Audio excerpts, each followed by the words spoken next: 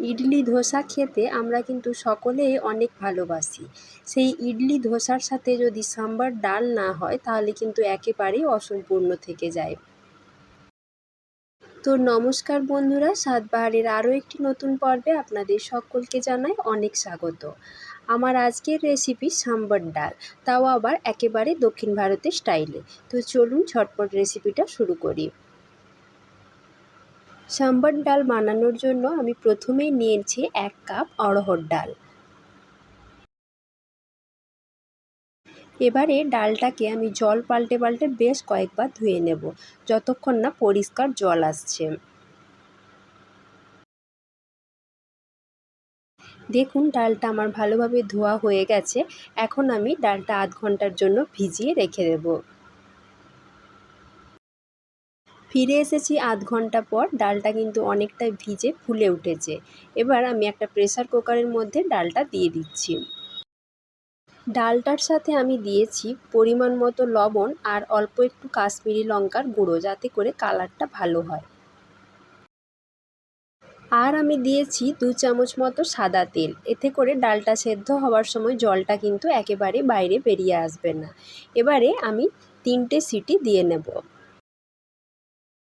এখানে আমি নিয়েছি 2টো বেগুন চৌকো চৌকো করে কেটে নিয়েছি, আর নিয়েছি অল্প পরিমাণ একটু গাজর আর আলু। তার সাথে নিয়েছি একটা টমেটো আর 2টো মিডিয়াম সাইজের পেঁয়াজ।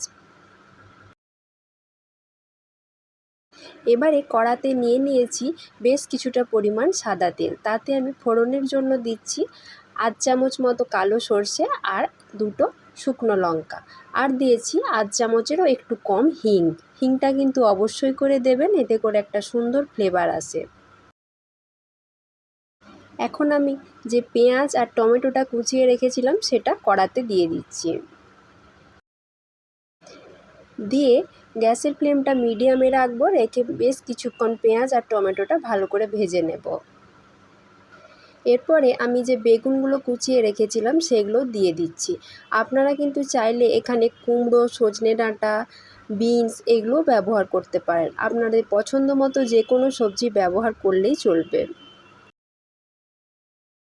বেগুনটা মিনিট 4-5 কষিয়ে নেওয়ার পর আমি আলু আর গাজরটাও দিয়ে দিচ্ছি।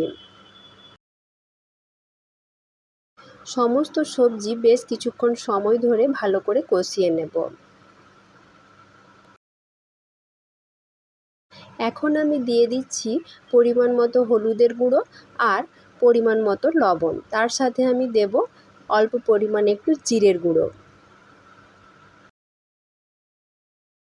এই কারি পাতাটা কিন্তু অবশ্যই করে দিতে হবে, তা না হলে কিন্তু সম্বর ডাল একেবারেই অসম্পূর্ণ থেকে যাবে। সমস্ত সবজি মিনিট 4-5 কষিয়ে নেওয়ার পর আমি এখানে দিয়ে দিচ্ছি 1 চামচ সাম্বার মশলা। আমি বাজার থেকে কেনা সম্বর মশলা ব্যবহার করেছি। আপনারা যে কোনো কোম্পানির সম্বর মশলা এখানে ব্যবহার করতে পারেন। দেখুন ডালটা আমার ভালোভাবে সেদ্ধ হয়ে গেছে। যেহেতু আমি ভিজিয়ে রেখেছিলাম তাই 3টে সিটি দেওয়ার পরেই কিন্তু ডালটা বেশ ভালো করে সেদ্ধ হয়ে গেছে। এদিকে আমার সবজিগুলো ভালো করে কষানো হয়ে গেছে। আমি এখানে 1 কাপ মতো হালকা গরম জল দিয়ে দিচ্ছি। এবারে ঢাকা দিয়ে সবজিগুলো ভালো করে সেদ্ধ হতে দেব। আপনারা চাইলে কিন্তু সবজিটা প্রেসার কুকারেও সিদ্ধ করে নিতে পারেন। সবজিটা আমার ভালোভাবে সেদ্ধ হয়ে গেছে। এই সময় আমি যে ডালটা সেদ্ধ করে রেখেছিলাম সেই ডালটা সবজির সাথে দিয়ে ভালো করে মিশিয়ে নিচ্ছি। এখন আমি দিয়ে দিচ্ছি আধ চামচ মতো চিনি, আর দিচ্ছি অল্প একটু তেঁতুলকে জলে গুলে সেই জলটা আমি সম্বরের সাথে দিয়ে দিচ্ছি। এই তেঁতুলটা কিন্তু না দিলে সম্বর ডালের টেস্ট ঠিকঠাক আসবে না। এবার সমস্ত কিছুকে একসাথে মিশিয়ে আরও 5 মিনিট মতো ফুটতে দেব। আপনারা কিন্তু এখানে চিনিটাও অবশ্যই দেবেন। চিনিটা না দিলে টক ভাবটা ঠিক ব্যালেন্স হবে না, তখন কিন্তু খেতে খুব একটা ভালো লাগবে না।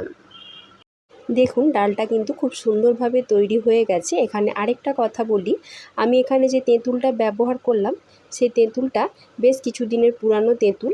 আমরা বাজার থেকে কিনে এনে নুন দিয়ে মাখিয়ে কৌটোর মধ্যে ভরে রাখি, সেই জন্য অল্প পরিমাণে একটু কালো লাগছে। তো বন্ধুরা, আমার আজকের সাউথ ইন্ডিয়ান স্টাইলের সাম্বার ডাল কিন্তু একেবারেই তৈরি। তো আমার আজকের এই সাম্বার ডাল রেসিপি কেমন লাগলো তা কিন্তু আপনারা কমেন্টের মাধ্যমে জানাতে একদমই ভুলবেন না। আর ভালো লাগলে প্রতিদিনের মতো একটা লাইক করবেন এবং বন্ধুদের মাঝে অনেক বেশি করে শেয়ার করবেন। আমি আজকে সম্বর ডাল নরম স্পঞ্জি ইডলির সাথে পরিবেশন করেছি।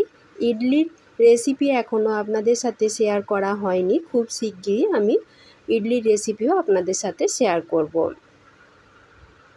তো বন্ধুরা, আজকের মতো এই পর্যন্তই। আবারও দেখা হবে নতুন কোনো রেসিপি নিয়ে। সকলে ভালো থাকবেন, সুস্থ থাকবেন। ধন্যবাদ।